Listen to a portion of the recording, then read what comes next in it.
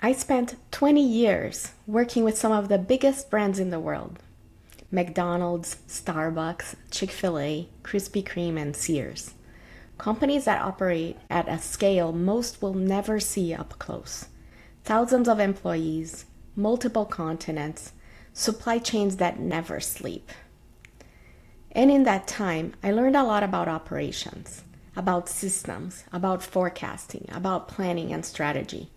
But the most important thing I learned, the things that actually made me good at my job, had nothing to do with any of that. They had everything to do with people. And I didn't learn them from a leadership book. I learned them the hard way, out in the wild, in meetings I wasn't supposed to win, across languages and cultures I didn't fully understand yet, in rooms where I was the only woman or the only foreigner or both. So today, I want to share those lessons with you, not as a framework or a methodology, just as someone who's been in it, watched it play out, and wants to save you some of the time it took me to figure some of this out.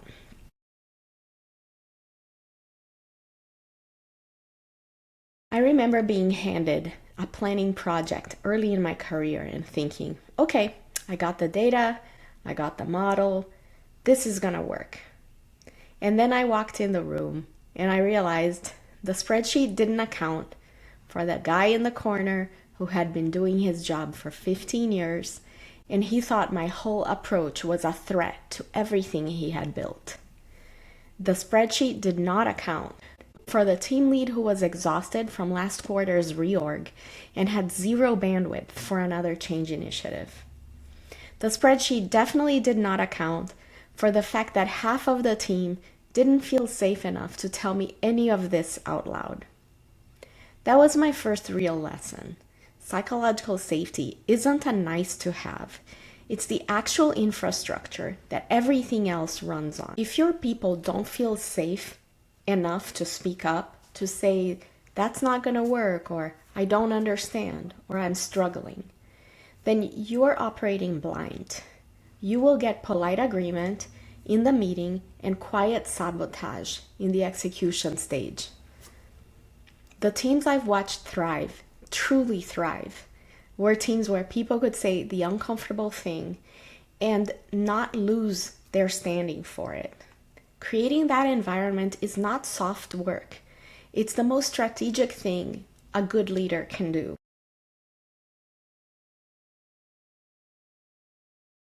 There's a version of management that is very transactional. Person A has role B. Role B requires output C. Your job is to make sure C happens. I get it. At scale, that thinking is seductive. It's efficient. It's clean. But it doesn't hold up in real life because people are not functions. I've managed people going through divorces, people sending money home to sick parents, people who were quietly dealing with burnout and didn't know how to name it yet, people who were brilliant at their jobs and desperately unhappy in their lives.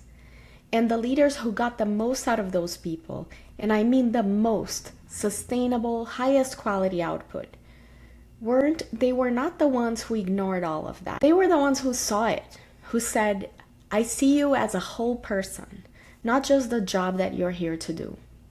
That doesn't mean therapist mode in the office. It means basic human decency. It means asking, how are you actually doing? And waiting for the real answer. It means being flexible when someone is going through something hard. It means treating the people you lead as the full human beings that they are. Good managers understand when someone feels seen, their capacity expands. When they feel like a cog, it contracts.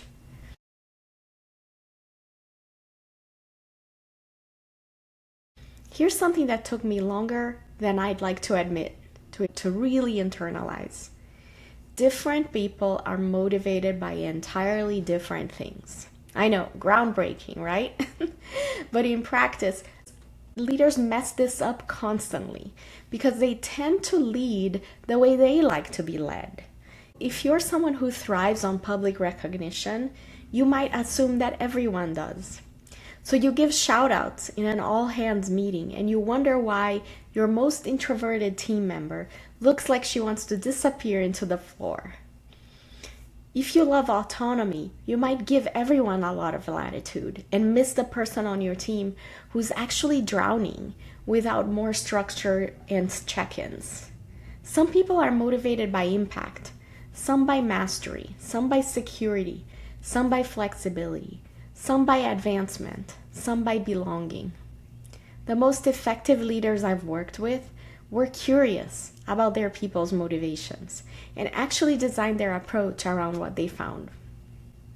That requires conversations, real ones. It requires asking, what energizes you? What drains you? What does success look like for you right now? Not just in the role, but in your life. And then, and this is the part a lot of people skip, actually doing something with the answers.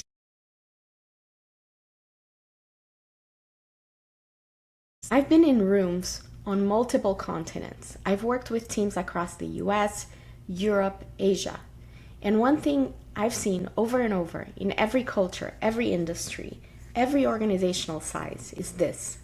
When you don't actively create space for quieter voices, the loudest voices fill it. And the loudest voices are almost never the most representative ones. Inclusion isn't just a value statement, it's a data quality issue. If the only people speaking in your meetings are the most confident, the most senior, or the most culturally comfortable with public debate, then you are missing information. Probably critical information. I've watched decisions get made and then fall apart in execution because the people closest to the work, who could have told you exactly why it wouldn't work, never felt like they had an opening to say so. Making sure all voices are heard isn't just kind, it's how you actually know what's happening. That looks like structured time for input, pre-meeting write-ups, one-on-ones where the quieter people get to think out loud without competition, cross-functional roundtables, anonymous feedback when necessary. Whatever it takes for you to hear the whole room.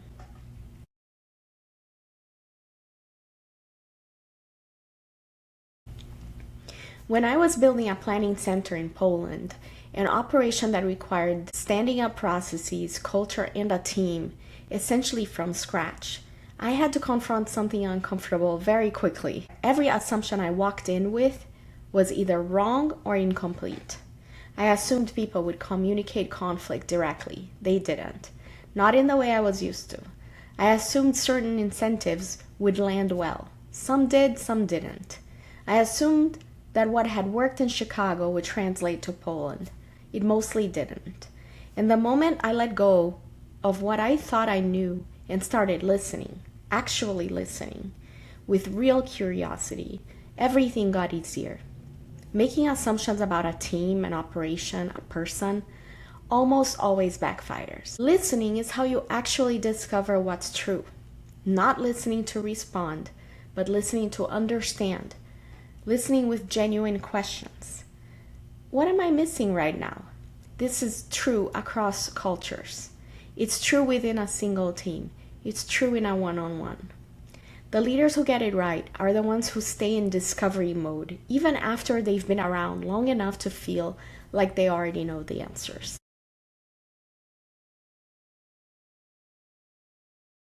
This one I want you to sit with for a second. When someone on your team misses a deadline, or drops the ball on something, or pushes back on a direction that you gave, what's the first story you tell yourself?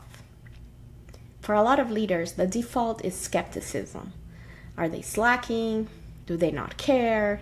Are they undermining me? What if you started from the opposite assumption?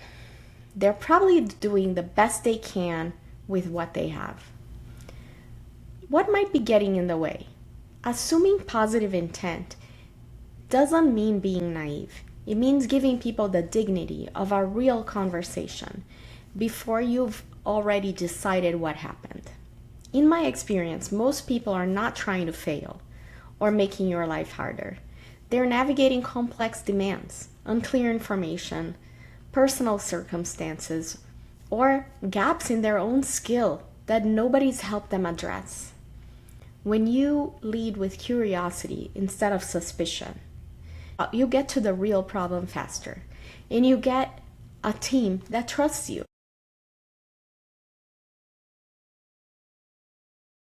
I want to say something that I know might push back against what some of you were taught in your careers. Compassion for yourself and for the people around you is not soft.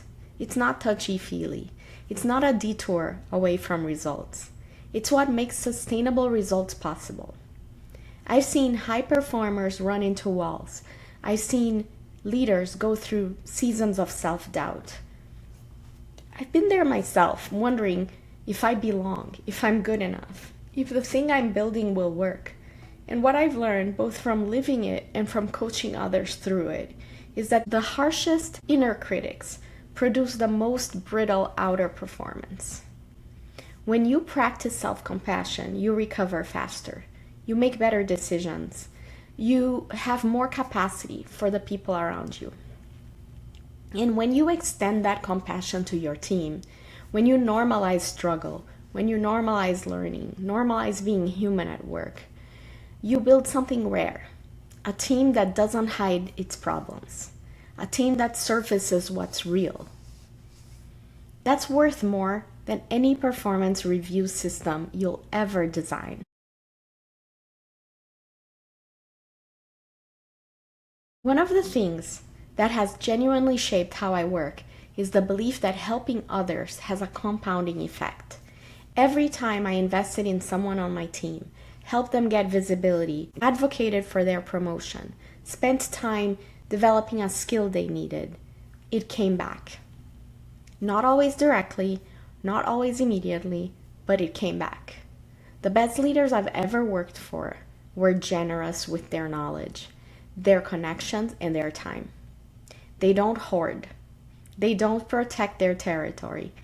And the environments that they create, you want to work hard there. Because you know that when you put in the effort, it's seen.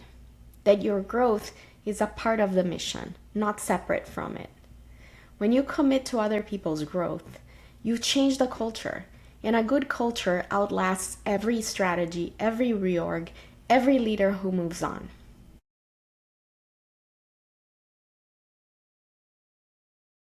Here's the thing I want you to hold on to. In 20 years, I watched major companies shift strategy mid-stride. I watched leaders come in and change everything, and then leave and watch it change all over again. I watched projects that I believed in get killed for reasons that had nothing to do with their merit. That is the nature of corporate life. It's not personal, even when it feels deeply personal. What I've learned is this: the thing that stays with you, the thing that follows you from company to company, role to role, is your reputation for being human, for staying in integrity, for how you made people feel. People remember how you showed up when things were hard. They remember if you protected them or threw under the bus. They remember if you kept your word when it cost you something.